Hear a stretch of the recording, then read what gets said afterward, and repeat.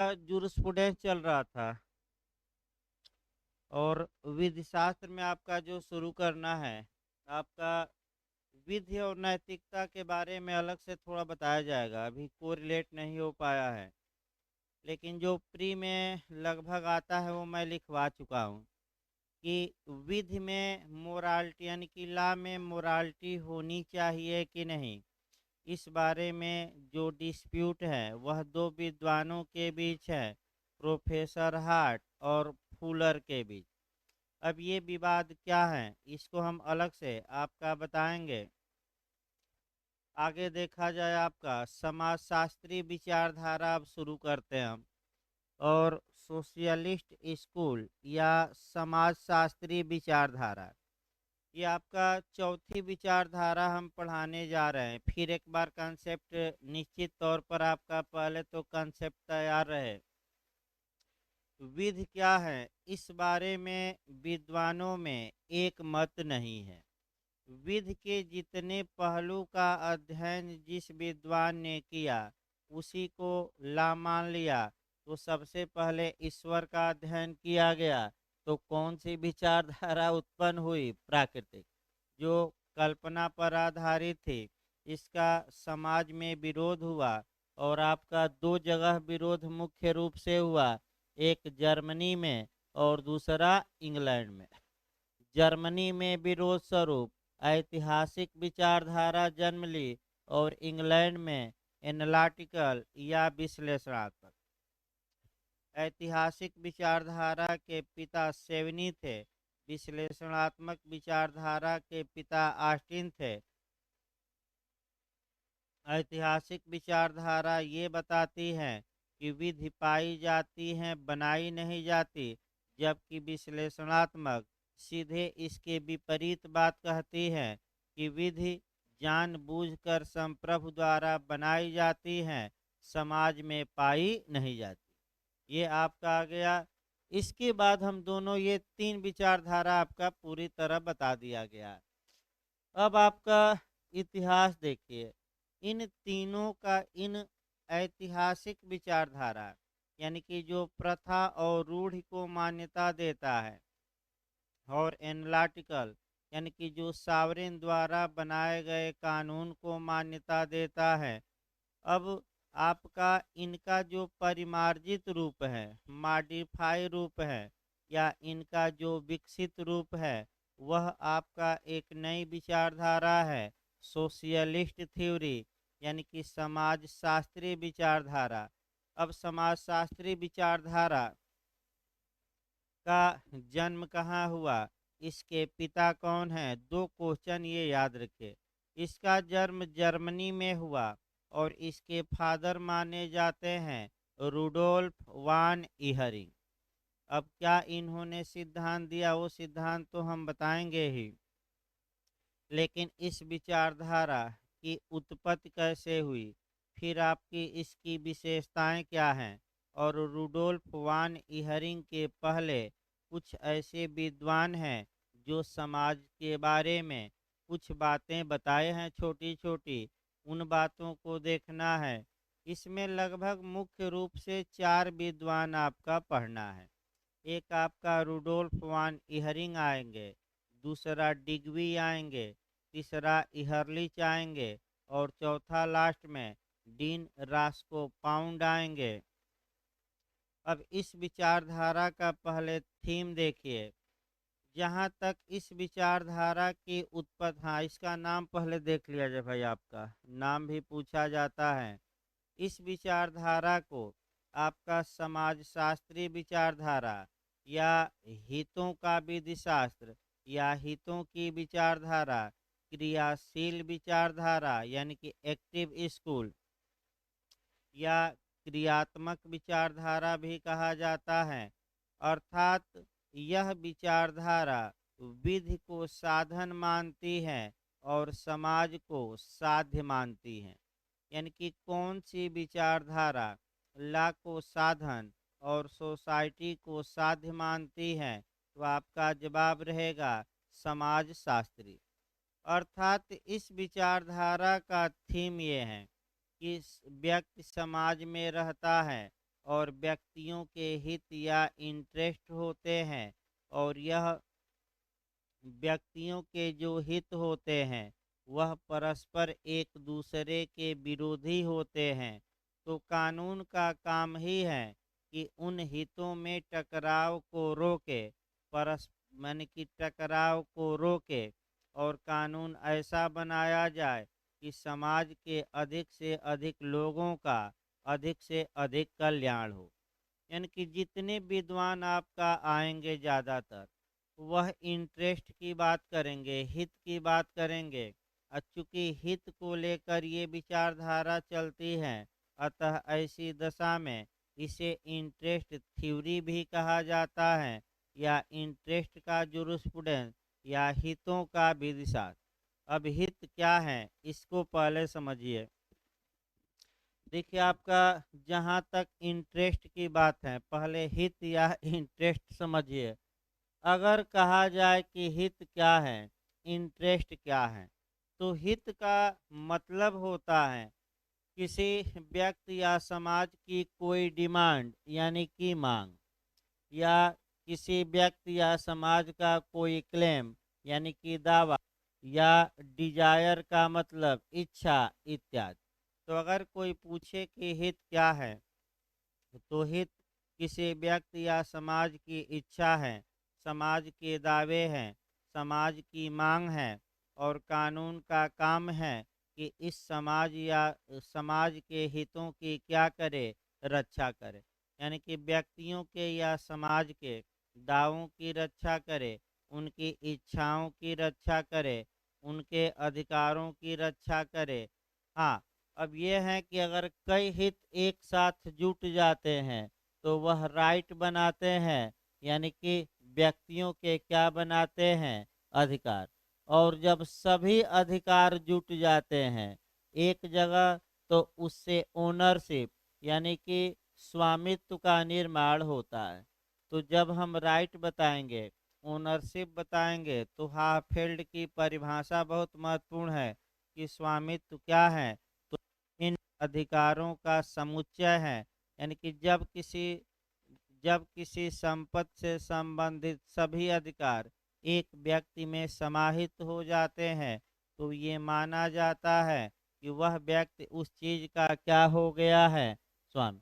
तो पहले मांग, दावा, इच्छा, इनके सम्मिलन से बना इंटरेस्ट, इंटरेस्ट के सम्मिलन से बनता है राइट, और सभी राइट एक जगह एकत्रित हो जाते हैं तो स्वामित्व। ये जरूर याद रखें। इस विचारधारा का फिर एक बार दूसरे एंगल से देखिए, तब आपका शुरू किया जाए। इस विचारधारा का दूसरा जो थीम है वह ये है कि एक्टिव या क्रियाशील विचारधारा इसे कहते हैं। क्यों क्रियाशील विचारधारा इसे कहते हैं? ये विचारधारा ये मानती है कि केवल कानून बनाने मात्र से मतलब नहीं होना चाहिए। जो कानून बनाए गए हैं, राज्य को ये भी देखना चाहिए कि क्या वह कानून समाज में पालन उन कानूनों का हो रहा है कि नहीं। अगर नहीं हो रहा है तो आप कानून में उसका कारण खोजिए, पालन क्यों नहीं हो रहा है उसका निवारण करिए। अर्थात जो बातें किताब में कानून में लिखी गई हैं उनका हर हाल में पालन होना चाहिए। अब आपका उदाहरण के रूप में डावरी एक्ट, चूंकि बैठिए दो लोग वहीं बैठिए, उदाहरण के रूप में सबसे अच्छा दहेज अधिनियम है जो आपका पढ़ाया भी जा रहा है कि समाजशास्त्री विचारधारा वालों के अनुसार अगर दहेज अधिनियम दहेज प्रतिषेध अधिनियम 1961 बना है, तो क्या समाज में यह कानून लागू होता है कि नहीं। अगर नहीं लागू होता है तो उसका रीजन खोजा जाए, उसमें सुधार लाया जाए और इसे क्रियात्मक बनाया जाए। क्रियात्मक मतलब कि इन कानूनों का समाज के लोग क्या करें, पालन। ये किस विचारधारा का थीम है, समाजशास्त्री। जहाँ तक समाजशास्त्री आपका, आगे बैठिए हो जगह होगा इधर, देखिए कैमरा हिले ना। जहाँ तक समाजशास्त्री विचारधारा का थीम है, फिर एक बार देखिए अब अगला कोरिलेशन, जितने ये नीति निर्देशक आपके तत्व हैं, यानी कि जो आपका संविधान में अनुच्छेद 36 से लेकर और 51 तक में जितने प्रावधान दिए गए हैं कि राज्य को ये करना चाहिए, वे सभी प्रावधान समाजशास्त्री विचारधारा वालों की ही देन है। सभी प्रावधान एक लाइन में यही कहते हैं कि राज्य को समाज के कल्याण के लिए कुछ कार्य करना चाहिए। और यही बात कौन सी विचारधारा कहेगी? समाजशास्त्री, कि आप कानून बनाइए, और कानून किसके कल्याण के लिए बनाइए? आपका समाज के कल्याण के लिए। और कानून ये भी देखिए कि समाज के लोग उसका पालन कर रहे हैं कि नहीं। अगर नहीं कर रहे हैं तो आप कानून में संशोधन करिए, इत्यादि करिए, ताकि समाज के लोग उसका क्या करें? पालन। अब इस विचारधारा का जन्म कैसे हुआ? अब जन्म देखा जाए, जहाँ तक इस विचारधारा की बात है, 18वीं शताब्दी के नहीं 19वीं 18वीं शताब्दी के अंतिम काल और 19वीं शताब्दी के प्रारंभ में विश्व में विश्व के समाज में कुछ बदलाव हुए। देखिए क्या क्या बदलाव हुआ। दो तीन बदलाव ये हुए कि एक तो उद्योग धंधों की वृद्धि हुई, दूसरा लोग गांव से शहर की ओर भागने लगे, यानी कि शहर में रहने लगे। तीसरा आपका विज्ञान में इसी समय नए नए आविष्कार हुए। चौथा, जो ये स्टेट की अवधारणा थी, यानी कि जो राज्य की संकल्पना थी, जो पुलिस राज्य था, वह अब पुलिस राज्य वेलफेयर स्टेट में कन्वर्ट होने लगे। अब दो बातें यहाँ आपको समझनी है कि पुलिस राज्य क्या होता है, पुलिस स्टेट किसे कहा जाता है, और वेलफेयर स्टेट किसे कहा जाता है।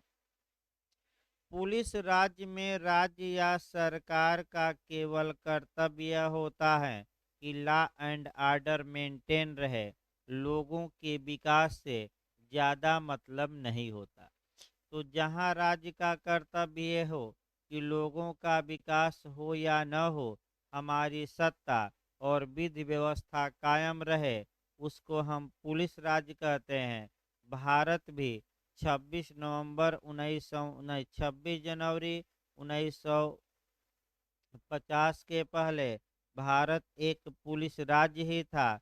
लेकिन 26 जनवरी 1950 से हमने अपना कॉन्स्टिट्यूशन बनाया और भारत को एक वेलफेयर स्टेट, जन कल्याणकारी राज्य या लोक कल्याणकारी राज्य के रूप में हमने रखा।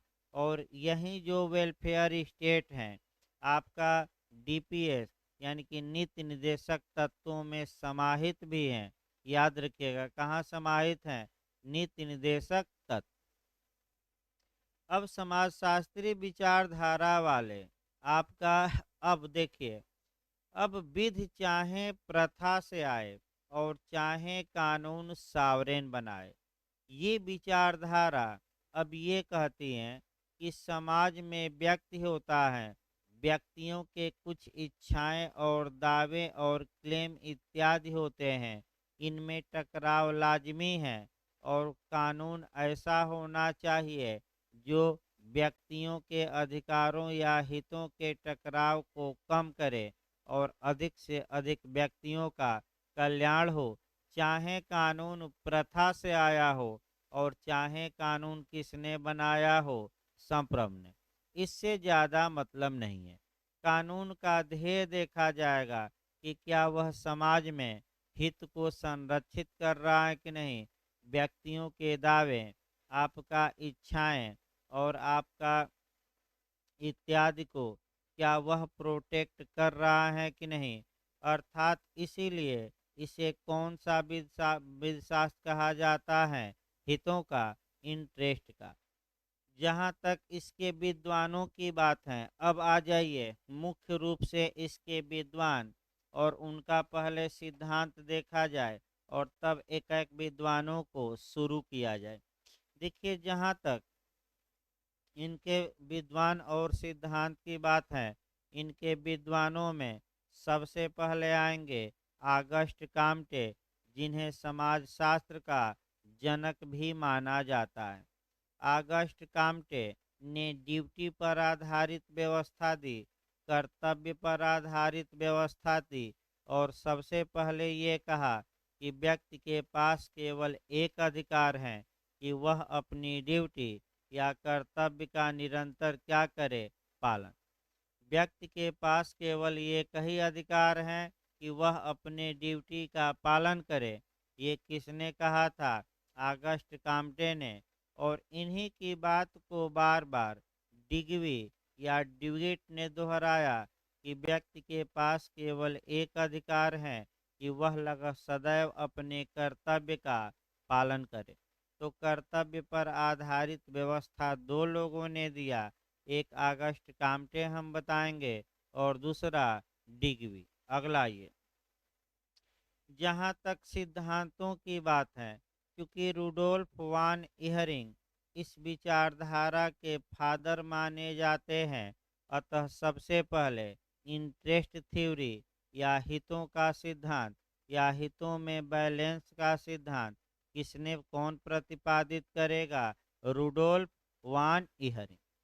इन्होंने ये बताया कि मुख्य रूप से कि भाई हित तीन प्रकार के होते हैं, एक व्यक्तिगत हित, दूसरा समाज का हित, और तीसरा राज्य का हित। अब तीनों एक उदाहरण मैं बता रहा हूँ इनके सिद्धांत पर। जैसे कि व्यक्तिगत हित है कि हमारी जमीन सरकार न ले और हम इस पर खेती करें, ये पर्सनल इंटरेस्ट है। समाज का हित है कि हमें रोड चाहिए, अस्पताल चाहिए, रहने के लिए कॉलोनी चाहिए, आपका कह सकते हैं खेलने के लिए पार्क चाहिए। अतः ऐसी दशा में व्यक्तिगत हित को तिलांजलि देते हुए समाज के हित को प्रश्रय दिया जाए, यानी कि संपत्ति छीन ली जाए और उसका प्रयोग किसके लिए किया जाए? समाज के हित के लिए। तो बताइए, छीनी जा रही है कि नहीं संपत्ति भारत में, और किसके लिए प्रयोग हो रही है? ये सब किसकी देन है? कौन ये कहता है कि अगर व्यक्तिगत हित और समाज के हित में टकराव होगा तो किस हित, कौन सा हित प्रिवेल करेगा? व्यक्तिगत नहीं बल्कि कौन सा? समाज का। फिर मैं एक बार बता दूं, ये आपका जो प्राइवेसी पर निर्णय आया है रिटायर आर्टिकल 21 में, रिटायर जस्टिस पुट्टू स्वामी का, कि मने एकांतता या निजता या राइट टू प्राइवेसी एक फंडामेंटल राइट है। फिर मैं बता दूं, एब्सोलूट राइट नहीं है। समाज की सुरक्षा, समाज के हित, राज्य की सुरक्षा, स्वास्थ्य, अपराधों के निवारण इत्यादि के लिए आपका जो एकांतता का अधिकार है छीना जा सकता है।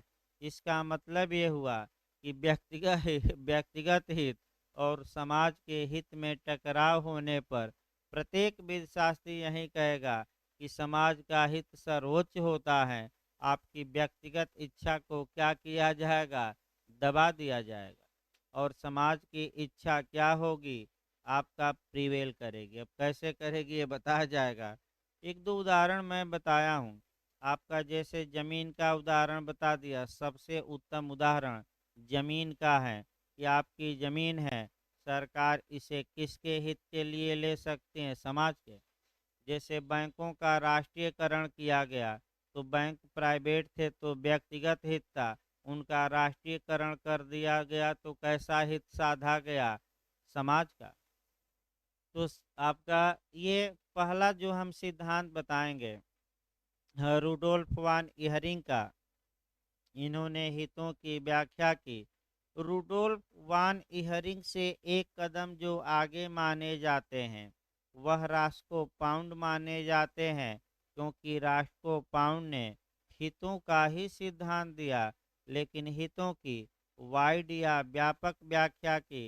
यानी कि जो कमियां रूडोल्फ वान इहरिंग में रह गई थी, उन कमियों की पूर्ति कौन कर देगा? Roscoe pound. तो रास्को पाउंड ने हितों की व्यापक व्याख्या पूछे तो रास्को पाउंड मारना है। अगर सोशल इंजीनियरिंग का सिद्धांत पूछे, विधि सामाजिक अभियांत्रिकी है, सामाजिक यांत्रिकी है, सामाजिक इंजीनियरिंग है, तो आपका जवाब रहेगा रास्को पाउंड। तो क्यों ये विधि को अभी हल्का हल्का समझिए, दो दो लाइन, तब एक एक सिद्धांत शुरू करते हैं, क्योंकि चार पांच सिद्धांत पढ़ने हैं और यथार्थवादी में एक लेक्चर में वो समाप्त हो जाएगा यही आपका दो लेक्चर मान के चलिए लगेगा। और इसके बाद जो रियलिस्ट थ्योरी आएगी वह एक दिन में ही समाप्त हो जाएगी। उसके बाद जो चैप्टर आएंगे, आपका सात आठ चैप्टर बचेंगे, तो एक दिन या दो दिन में समाप्त हो जाएंगे। लेकिन यही थोड़ा विचारधारा एनालिटिकल बड़ी थी और समाजशास्त्री भी बड़ी है। तो एक फिर एक बार देखिए, सोशल इंजीनियरिंग का सिद्धांत किसने दिया, कई बार पूछा है, तो रास्को पाउंड। अब ये भी हित की बात करेंगे। अब हित देखिए क्या है। सोशल इंजीनियरिंग का मतलब ये हुआ सामाजिक यांत्रिकी। सामाजिक यांत्रिकी का ये उदाहरण देते हैं और देखिए कैसे देते हैं।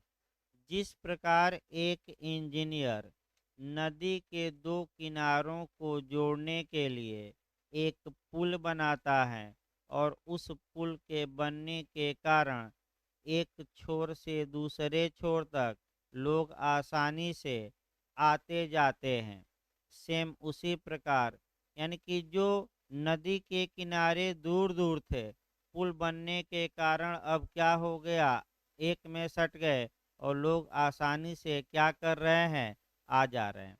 सेम उसी प्रकार कानून का कार्य क्या है, तो समाज के व्यक्तियों का हित होता है। जैसे आपका इच्छाएं होती हैं, क्लेम होता है, यानी कि दावा होता है, कुछ मांगे होती हैं, और कानून का ये कर्तव्य है कि ये जो इच्छा दावा और मांग है, ये व्यक्तियों की इच्छा दावे मांगे भिन्न भिन्न होती हैं। तो कानून ऐसा बनाइए जो हितों के टकराव को रोके, और जैसे ही हितों के टकराव को रोका जाएगा तो व्यक्तियों का और समाज का इससे विकास होगा और समाज आगे बढ़ेगा। तो मुख्य रूप से कानून का उद्देश्य क्या है कि हितों के टकराव को क्या किया जाए, रोका जाए। लेकिन सभी विद्वान एक राय के हैं कि अगर पर्सनल इंटरेस्ट और सोशल इंटरेस्ट में जहाँ भी टकराव होगा, सभी विद्वान यही कहेंगे कि सोशल इंटरेस्ट को क्या किया जाएगा, प्रश्रय दिया जाएगा। और यही सामाजिक उद्देश्य की पूर्ति के लिए ही हमारा जो संविधान का भाग 4 है, नीति निर्देशक तत्व की क्या की गई है, रचना, कि राज्य को सामाजिक हित में ये कार्य करना चाहिए। तो एक दो देखिए, एक दो उदाहरण देखिए। पहले, राज्य को सामाजिक हित में बुढ़ापे में लोगों को भाई आपका माने पैसा देना चाहिए। पैसा मतलब कि आपका आप पेंशन कर से बुढ़ापे में सहारा बनना चाहिए। पैसा वाक्य शब्द सही नहीं है आपका। माने विधवाओं को सहारा दीजिए, आपका तमाम चीज़ें करिए, आपका संपत्ति का ऐसा बंटवारा करिए कि किसी के पास एक ही जगह ज़्यादा संपत्ति न हो। ये जितने राइट आपका, जितने कर्तव्य हैं, ये सब किसकी देन है, समाजशास्त्री विचारधारा की। तो बताया जाएगा, तो लास्ट में कोरिलेट कुछ हम करेंगे भारत में। लेकिन अभी तो सिद्धांतों पर आइए। अगला सिद्धांत देखा जाए, आपका डिग्वी या ड्विगिट कहा जाता है। डिग्वी आगस्ट काम्टे से प्रेरित था और डिग्वी दो सिद्धांत देता है। एक सिद्धांत याद रखिए कर्तव्य पर आधारित व्यवस्था देता है, और आगस्ट काम्टे से प्रेरित होकर डिग्वी महोदय ने ये बार बार कहा कि व्यक्ति के पास केवल एक अधिकार है कि वह अपनी ड्यूटी को निभाए, यानी कि वह अपने कर्तव्यों का पालन करे। इन्होंने दूसरा जो इनका सिद्धांत है, याद रखिए, पूछा गया है सोशल सोलिडिरिटी, सामाजिक समेकता, सामाजिक निर्भरता, परस्पर अवलंबिता का सिद्धांत या अन्योन्याश्रिता का सिद्धांत। इंग्लिश वर्जन एक लाइन याद रखिएगा, सोशल सोलिडिरिटी। ये भी कई बार क्वेश्चन आया है भाई, गलत न हो। सोशल सोलिडिरिटी का थीम एक लाइन देखिए, समाज में व्यक्ति होते हैं और व्यक्ति आपका भिन्न भिन्न होते हैं, और एक व्यक्ति अपना सभी काम नहीं कर सकता। डॉक्टर खेती नहीं कर सकता, दवा कर सकता है, टीचर पढ़ा सकता है, इसके बाद इंजीनियर अपना काम कर सकता है, कृषक अपना काम करेगा, बढ़ई अपना काम, और लुहार क्या करेगा, अपना काम। तो अगर आपका अध्यापक को, बढ़ई को, लुहार को भोजन की आवश्यकता पड़े तो ये किसान पर निर्भर है। किसान को हल बनाना है, औजार बनाना हो तो बढ़ई या लुहार पर निर्भर है। किसान अगर बीमार हो जाए तो डॉक्टर पर निर्भर है, और पढ़ाई में अध्यापक पर व्यक्ति निर्भर है। तो ये जो एक दूसरे पर निर्भरता है, यही कानून है, यही आपस में लोग कैसे समव्यवहार करते हैं, इसी से समाज का क्या होता है, विकास।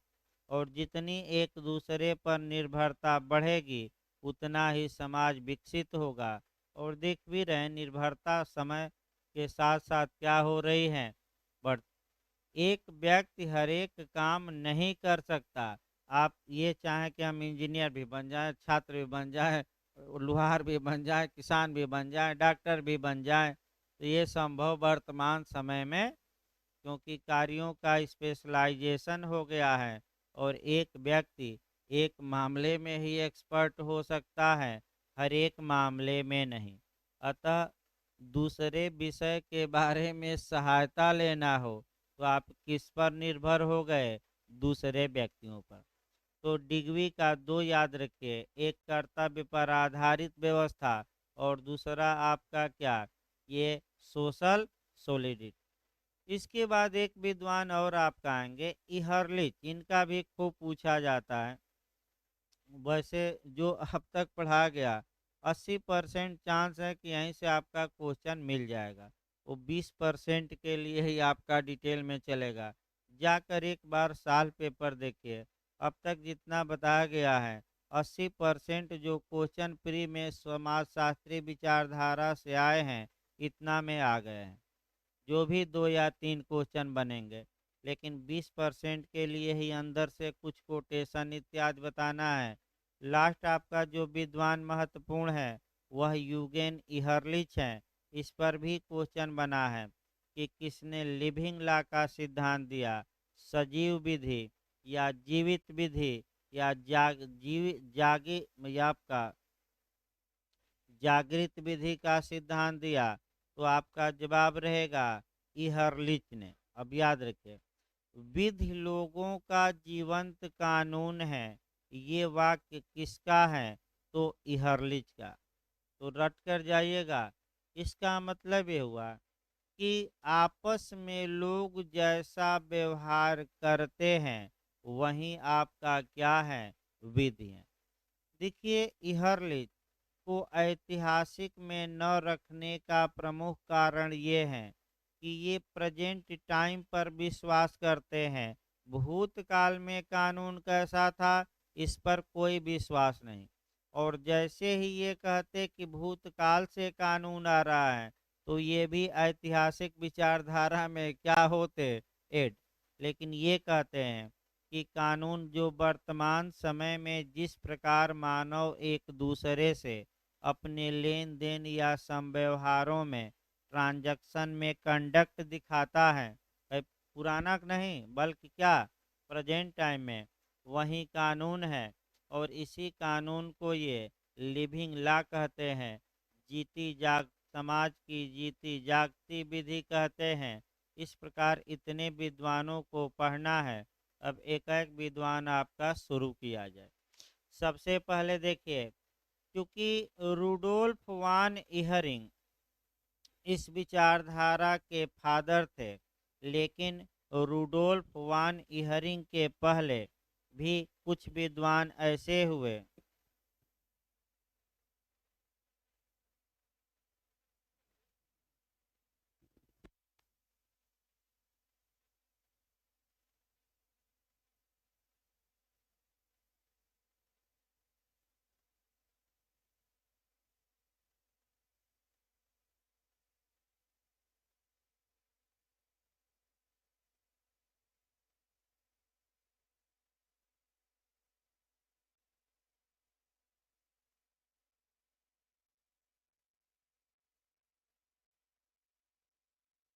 फिर एक बार आपका, अब जो विद्वान हैं उन विद्वानों को एक एक करके देखना है, और उनका कोटेशन, उनका सिद्धांत मैं सभी का लगभग बता चुका हूँ।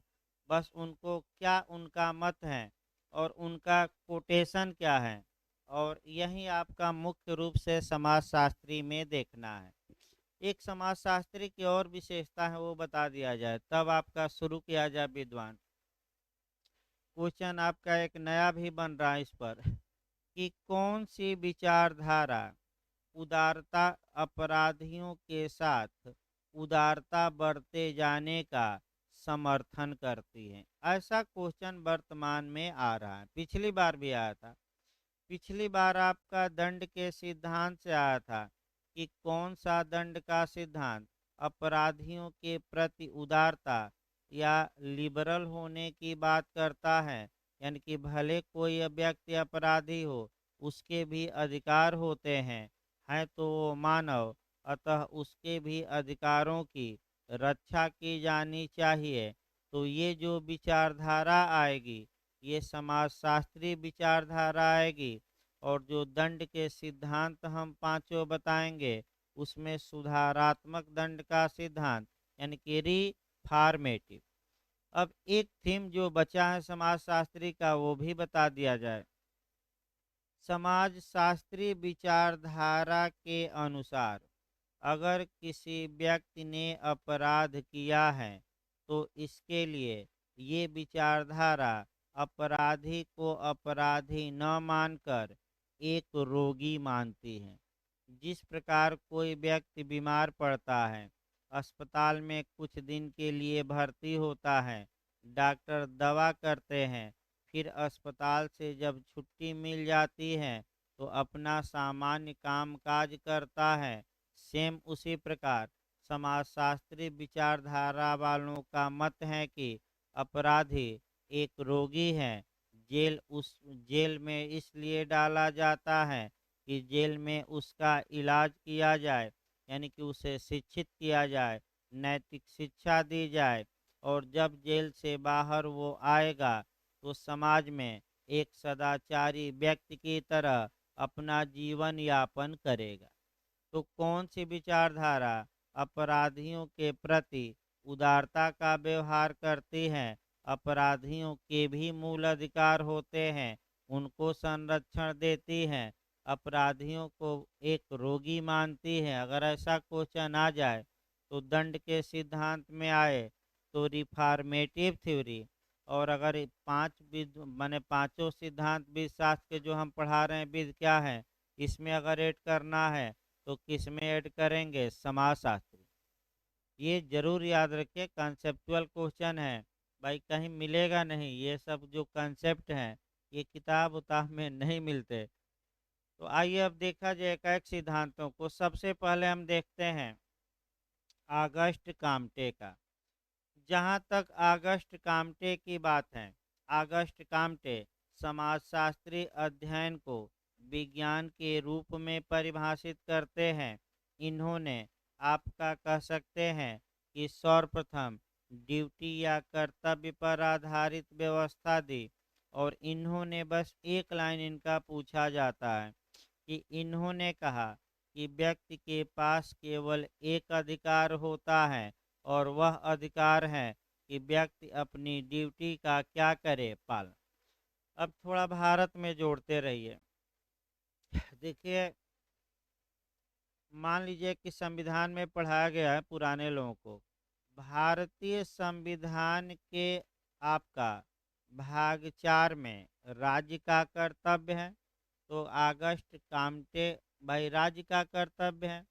हमारा जो मूल कर्तव्य है वह संविधान के भाग 4 ए में है, अनुच्छेद 51 ए में।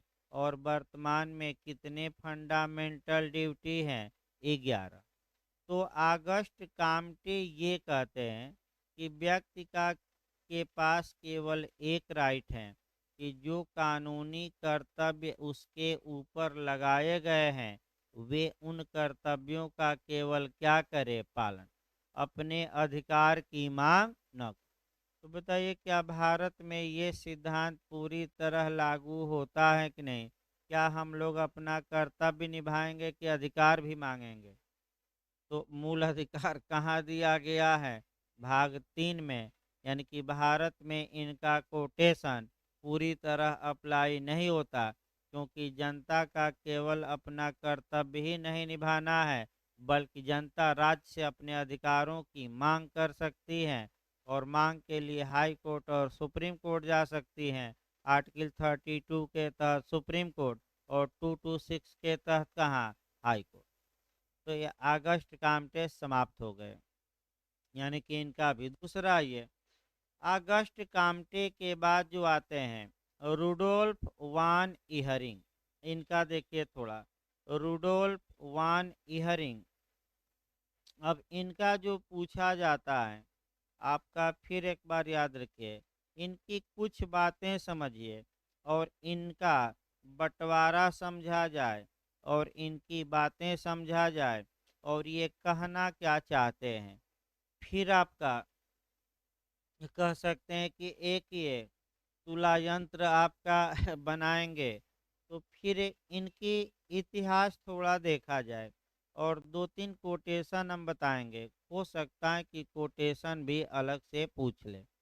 एक सिद्धांत और कॉन्सेप्ट तो क्लियर ही रखिए, लेकिन मैं फिर बता दूं, इनका जो कोटेशन एक दो हैं वह जरूर याद रखिए।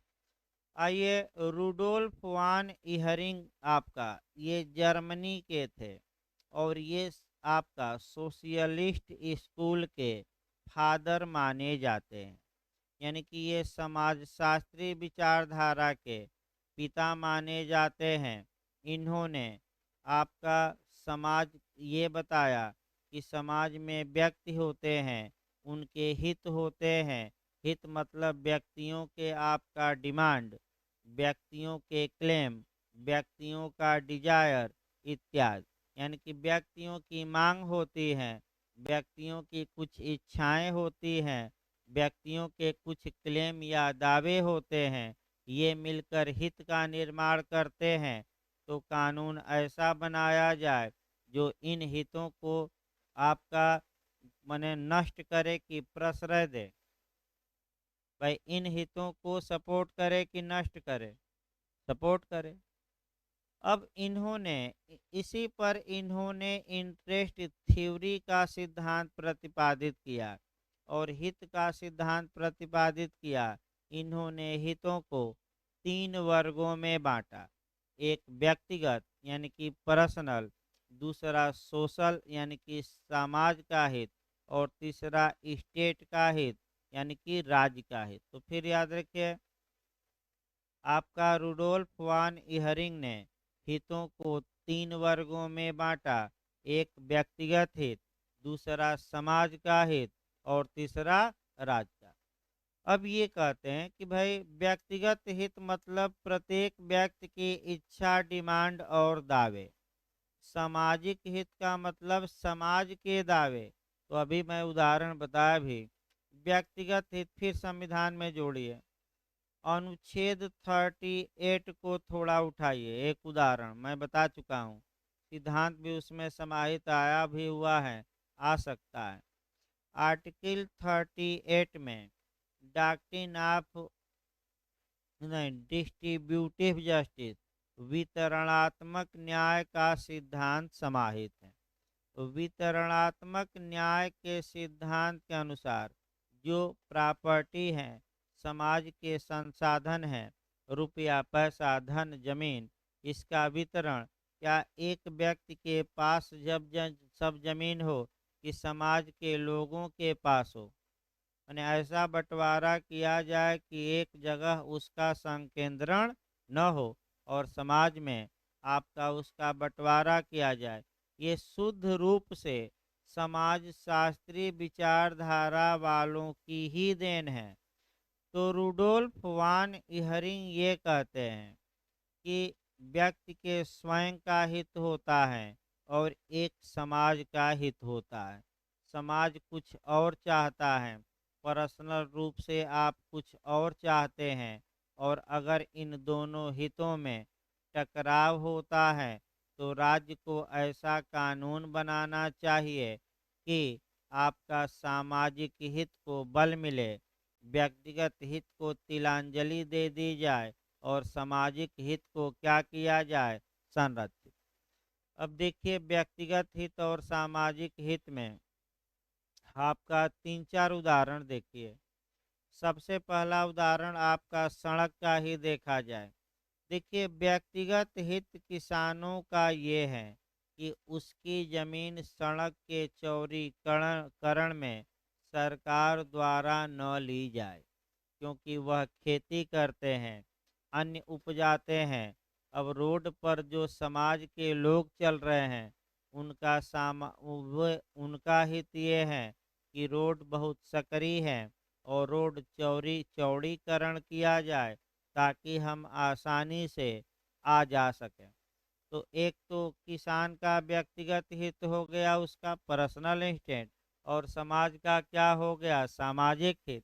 तो सभी विद्वान इसी राय के रहेंगे कि दोनों में क्या हो गया, टकराव। तो टकराव होने पर कैसा कानून बनाया जाए जो सामाजिक हित को प्रश्रय दे कि व्यक्तिगत हित को। सामाजिक यानी कि किसान की जमीन क्या की जाएगी, छीन ली जाएगी। तो फिर आपका रूडोल्फ वान इहरिंग सेम शब्द कहते हैं कि जो प्रॉपर्टी होती है वह व्यक्तिगत नहीं होती, वह समाज के लिए होती है। आप प्रॉपर्टी आपकी भले हो, लेकिन उस पर अधिकार किसका है, समाज का, आम जनता का अधिकार है। तो आप लोग बताइए इसके लिए सरकारें क्या क्या करती हैं। इसी को समाजवाद कहते हैं, फिर याद रखिए। यानी कि व्यक्ति का हित प्रॉपर्टी पर न होकर किसका हो, समाज का। तो क्या राज्य ने समाज की संपत्ति को छीना। भारत में भी आप जोड़ते रहिए, संपत्ति का जो आपका अधिकार है, पहले मूल अधिकार था, लेकिन अब तो रास्को पाउंड के अनुसार हो गया है कि संपत्ति आपकी नहीं है, किसकी है, समाज की, राज्य की।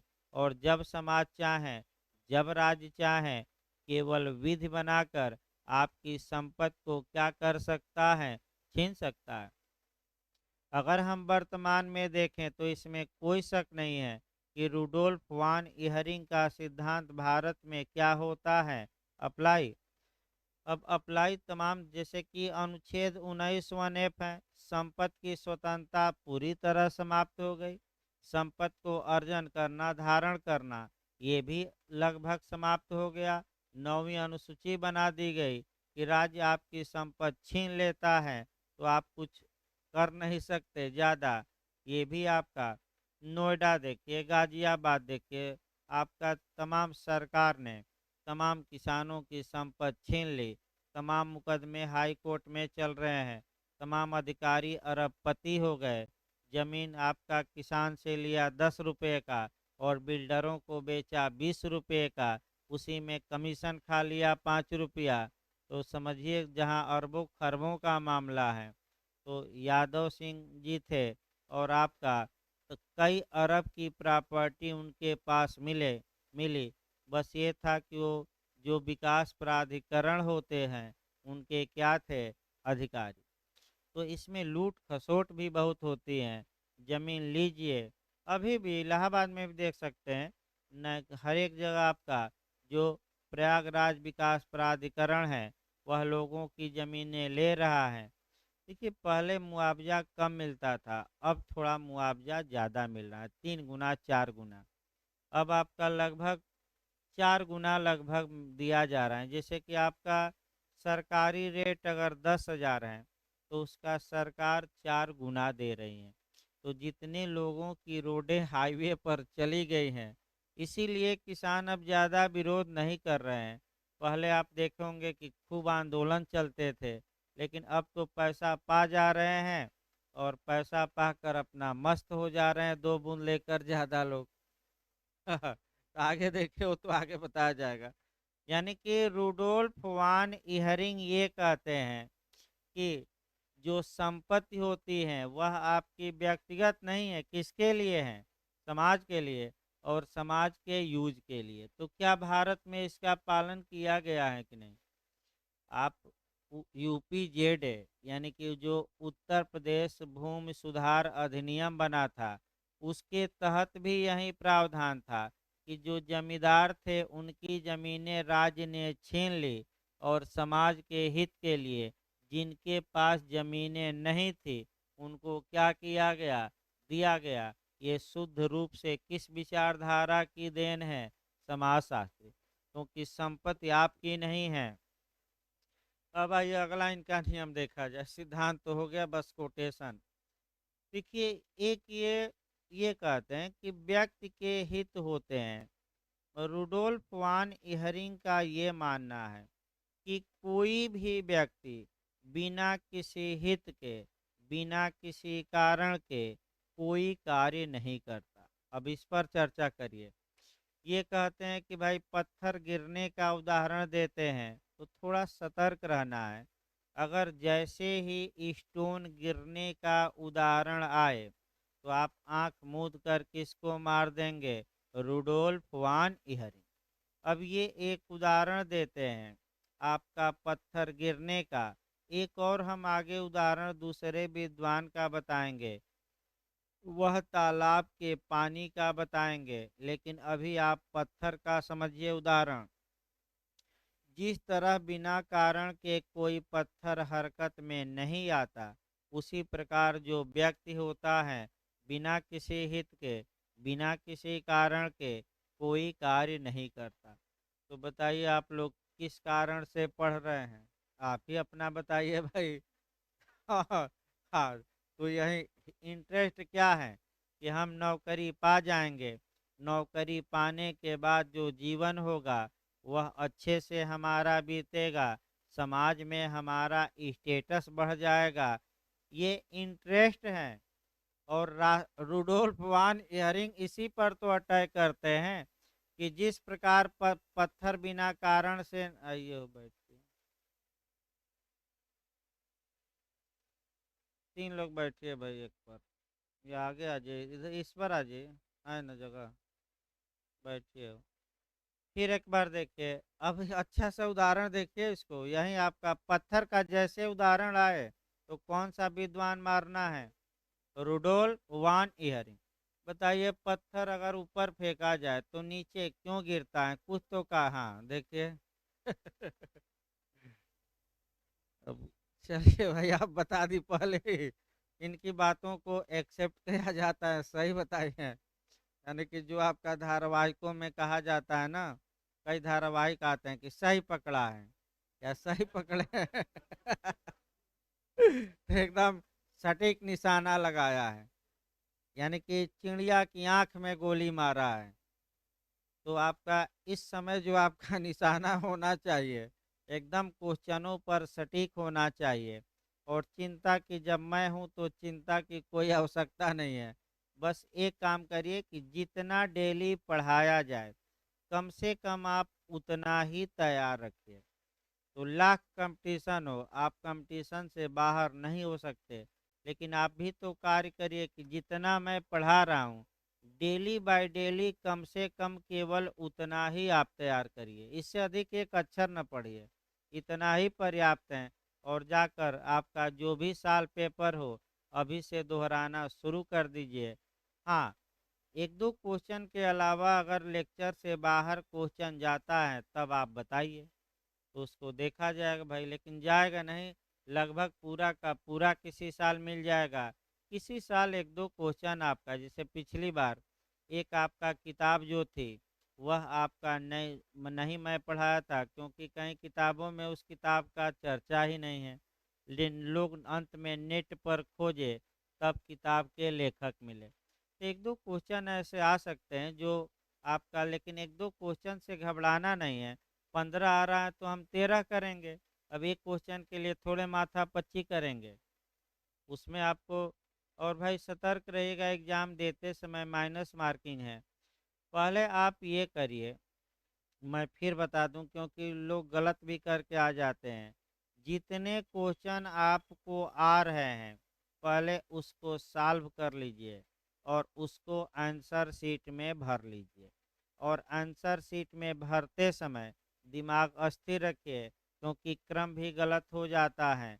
यानी कि उंगली रख रख कर भरिए। क्वेश्चन देखिए 69, तो आंसर की में भी एकदम 69 पर उंगली रखिए और एक बार देख लीजिए, भले समय लगे। क्योंकि कई लोग ये गलतियां आपका कर चुके हैं और ये गलतियां क्षम्य नहीं है, ये पूरी तरह अक्षम्य है। तो एक एक क्वेश्चन मिला मिला कर उंगली से भर लीजिए। जितना पहले आ जाए उतना पहले भर लीजिए। उसके बाद जो 20 25 30 जो भी क्वेश्चन बचे, एक एक क्वेश्चन पर थोड़ा बहुत विचार करिए।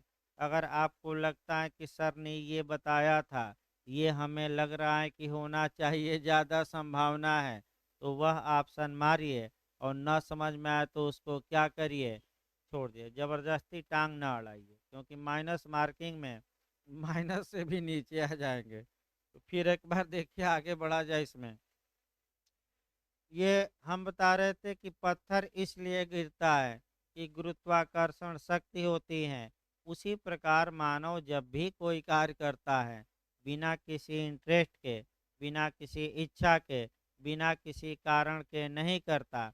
और कानून का ये माने कानून ऐसा होना चाहिए जो व्यक्तियों के हितों को क्या करे, इच्छाओं को क्या करे, प्रश्रय दे। व्यक्तिगत हित और समाज के हित में आपका कौन सा हित प्रश्रय दिया जाएगा, समाज का। एक दूसरा उदाहरण लास्ट में देखें, उदाहरण तो सैकड़ों हैं, लेकिन एक उदाहरण आपका देखा जाए। जैसे कि आपका प्राइवेसी का उदाहरण एक लिया जाए। आपकी प्राइवेसी या निजता या एकांतता ये है कि भले आपको कोई रोग हुआ हो, उस रोग के बारे में कोई जान न पाए। तो हॉस्पिटल एक्स बनाम जेड का मामला आया, जिसमें कि एक व्यक्ति को एड्स हुआ था। वह जांच कराया, एड्स निकला। उसकी भावी पत्नी पहुंच गई हॉस्पिटल में, और हॉस्पिटल वालों ने उसकी भावी पत्नी को बता दिया कि तुम्हारे भावी पति को एड्स है। तो उस लड़के ने मुकदमा सुप्रीम कोर्ट में कर दिया कि हमें अस्पताल से मुआवजा दिलवाया जाए।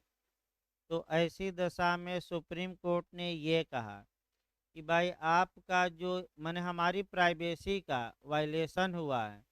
सुप्रीम कोर्ट ने कहा कि आपकी प्राइवेसी और एक दूसरी बगल समाज का हित। आपकी प्राइवेसी ठीक है, लेकिन आपकी प्राइवेसी छीनी जा सकती है। कब? जबकि समाज का हित उससे क्या हो जाए, बिगड़ जाए। इसी प्रकार जुलूस निकालना, डांस करना, नाचना, गाना गाना, सभी आपका सामाजिक हित को देखा जाएगा।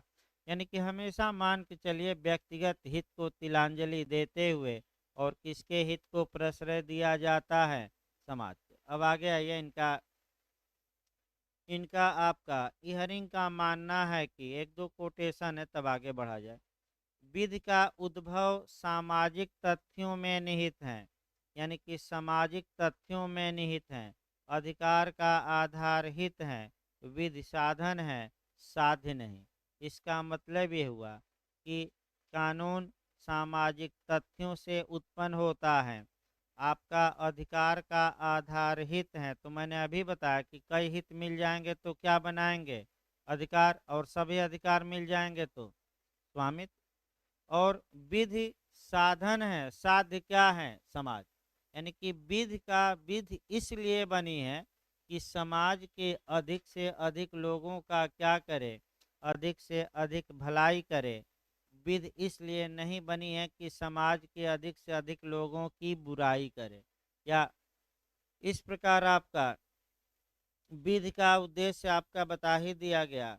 अब ये कहते हैं कि लोगों की सामूहिक गतिविधियों को आपका मने कह सकते हैं कि बढ़ावा देना चाहिए। जहाँ तक व्यक्तिगत हित और सामाजिक हित की बात है, इसमें बैलेंस कैसे बनाया जाता है, इस बात का वर्णन आपका एक तुला यंत्र से आपका रुडोल्फ वान हेरिंग करते हैं। तो वहीं तुला यंत्र देख लेना है। लीवर्स क्या है, यानी कि सोशल मोशंस का लीवर्स क्या है, तुला यंत्र क्या है।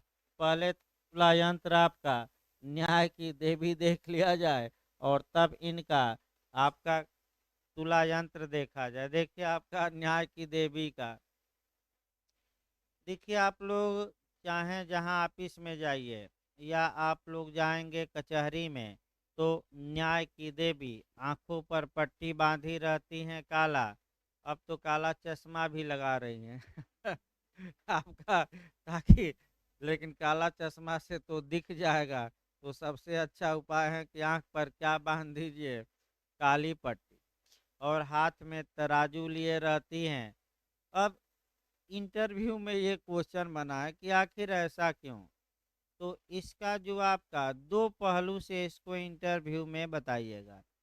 पहला पहलू है आर्टिकल 14 का यूज करना, पालन करना, अर्थात समता के अधिकार का पालन करना।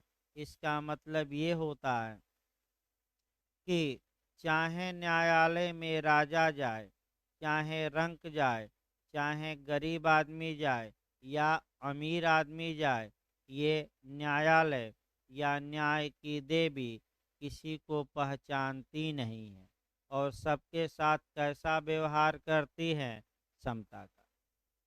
अब दूसरा, आंख पर पट्टी बंधी है, कानून अंधा होता है। तो जब कानून अंधा होता है, ये क्यों कहा जाता है, इसलिए अंधा होता है कि कानून स्वयं कोई चीज नहीं देखता।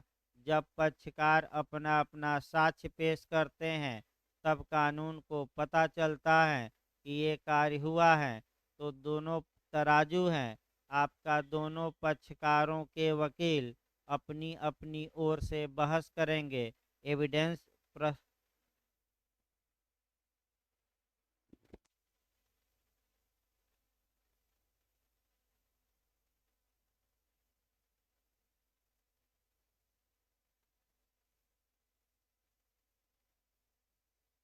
देखिए आपका ये बताया गया कि दोनों पक्षकार इस तराजू पर अपना अपना साक्ष्य रखें और जिसका पलड़ा भारी हो जाएगा, उसके पक्ष में ये न्याय की देवी क्या दे देगी, फैसला।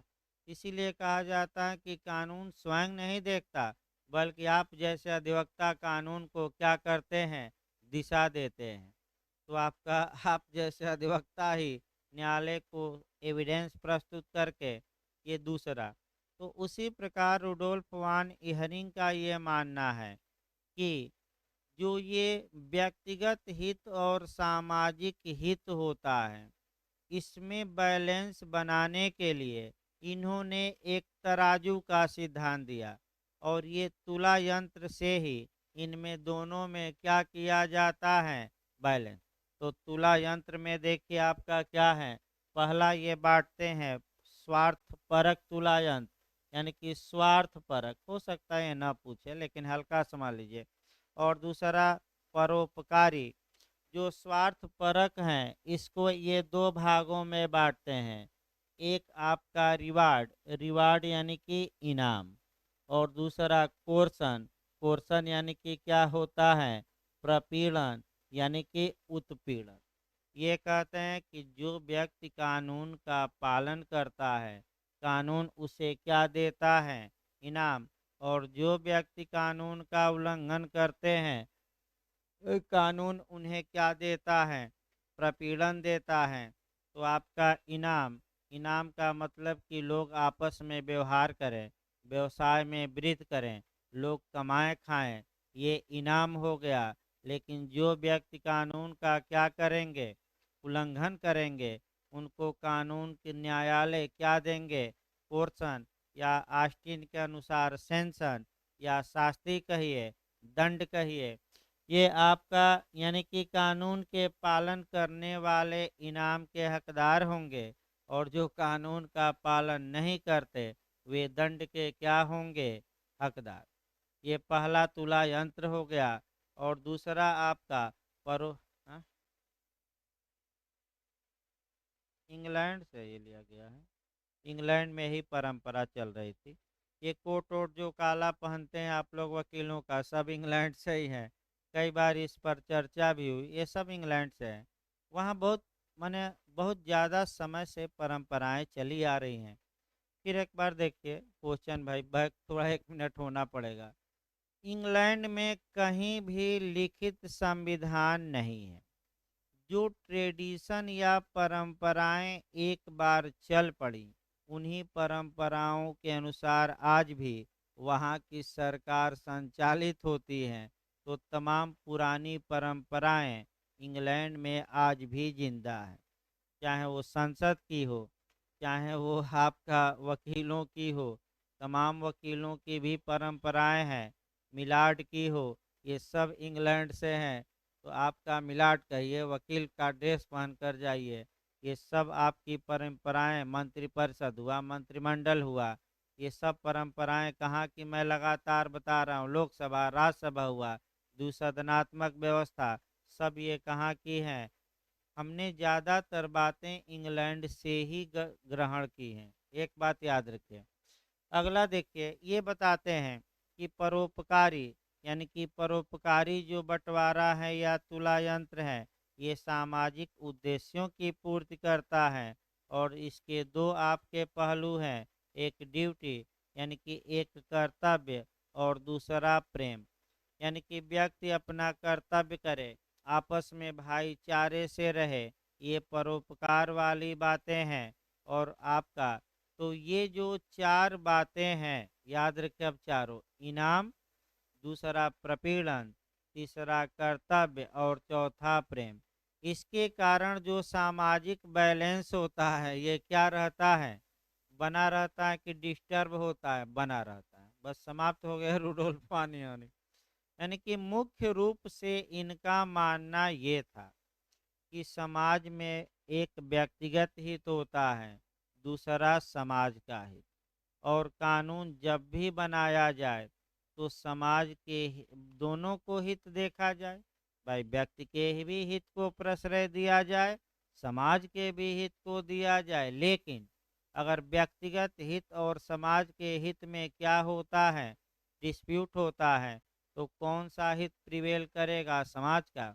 और ये व्यक्तिगत हित और समाज के हित में बैलेंस बना रहे, इन्होंने एक तराजू बना दिया। और इसमें चार बातें निकली, कौन कौन, इनाम, जो पालन करेगा वो इनाम पाएगा, बढ़ोतरी करेगा। दूसरा प्रपीड़न यानी कि कोर्सन। और तीसरा क्या है आपका, कर्तव्य है। और चौथा क्या है, प्रेम। इनके इनके कारण ये जो मने आपका तुला यंत्र है, इसमें क्या बना रहता है। लेकिन ये जो न्याय की देवी फिर बैक हुई है, ये जो न्याय की देवी हैं, अगर ये आंख से हल्का सा भी पट्टी उठा देगी तो आर्टिकल 14 का हमेशा क्या हो जाएगा। यानी कि अब न्याय की देवी कई मामलों में हल्का सा पत्ती उठाती हैं। ये देखती हैं कि कौन पैसा दिया है हमें, कौन हमारा रिश्तेदार है, कौन हमारा चेला है, कौन हमारा गुरु रहा है, कौन हमारा क्लाइंट रहा है। और हल्का सा ही तो क्या कंडी मारना है क्या, ज़्यादा नहीं हल्का सा ही क्या करना है। जैसे कि आप जाते हैं, इलेक्ट्रॉनिक इस समय आ गया है, तो इलेक्ट्रॉनिक में 50 ग्राम कम करके बैलेंस बना देंगे। और आपको चीनी, चाय पत्ती जो भी ले रहे हैं, तो 25-50 ग्राम तो अपना टिक टाक करके क्या करेंगे, मार ही देंगे। तो कंडी ना मार कर अब क्या मारिए, इलेक्ट्रॉनिक मशीन से। दूसरा देखिए आपका एक और कोटेशन है, बहुत अच्छा इनका मानना है, फिर एक बार देखिए, ये स्पष्ट रूप से मानते हैं, यही प्रपीड़न पर ही मानेंगे कि अगर कानून बनाया गया, ये क्वेश्चन कोटेशन आ सकता है, कोटेशन देखिए, अगर कानून बनाया गया है तो उसमें कोर्सन या प्रपीड़न या अनुशास्ति का भय होना जरूरी है। अगर आप कानून बना दिए और उसमें कोर्सन या प्रपीड़न या दंड का कोई प्रावधान ही नहीं है, तो वह कानून मात्र ऐसा हो जाएगा जैसे आग तो है लेकिन जलाती नहीं, और प्रकाश है लेकिन जरा भी उजाला उससे। एक और कोटेशन याद रखना है, जैसे ही, फिर दो कोटेशन हम बता रहे हैं। एक तो आपको पत्थर वाला याद रखना है, रूडोल्फ वान हियरिंग, कि जिस प्रकार पत्थर बिना कारण से नहीं गिरता, उसी प्रकार कोई भी व्यक्ति समाज में कोई कार्य आपका बिना किसी हित के नहीं करता।